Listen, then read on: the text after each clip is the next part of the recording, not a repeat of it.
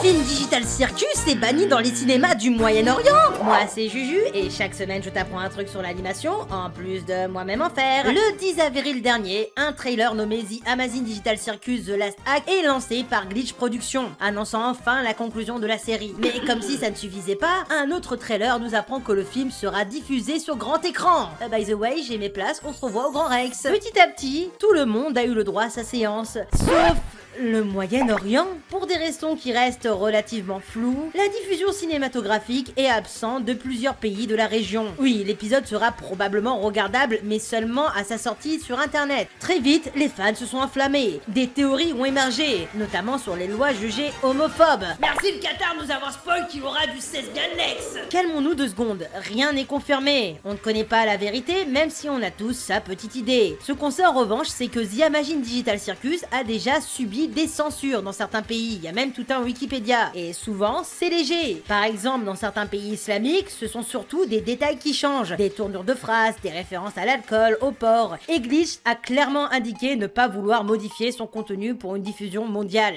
Mais du coup, la vraie question c'est, est-ce la faute de ces pays de refuser certains contenus ou celle du studio de refuser de s'adapter à des cultures plus conservatrices? Parce que c'est important, les pays qui censurent ne représentent pas forcément leur public. L'animation a toujours été un moyen de faire passer des messages progressistes, et ça de manière subtile. Certains pays dont les gouvernements sont opposés à l'homosexualité ont quand même diffusé des œuvres avec ces thèmes, mais de façon plus discrète. Par exemple, beaucoup ne savent pas, mais il y a une version arabe de Arcane. Et même si le message est atténué, le public n'est pas idiot. Mais là où j'ai personnellement un problème, c'est le marketing. Parce qu'au lieu de jouer la carte de la subtilité, certaines boîtes font exactement l'inverse. Elles mettent toute leur communication sur ces éléments, parfois de manière complètement débile. Tout ça pour se donner une image. Exemple très simple, Lightyear. Le film a été interdit dans plusieurs pays, notamment en Russie, à cause d'une scène de baiser entre 2 femmes. Est-ce que ça aurait fait autant de bruit si Disney n'avait pas martelé ça dans toute sa communication? À force de vouloir bien faire, ils rendent ces scènes impossibles à ignorer pour des marchés déjà sensibles. Et Disney, parlons-en, c'est probablement les pires en termes de communication LGBT. Vous vous souvenez de leur premier personnage ouvertement gay? Pendant des mois, on voyait cette tête partout. On aurait jamais dû ressusciter Futurama. Alors que niveau écriture et représentation,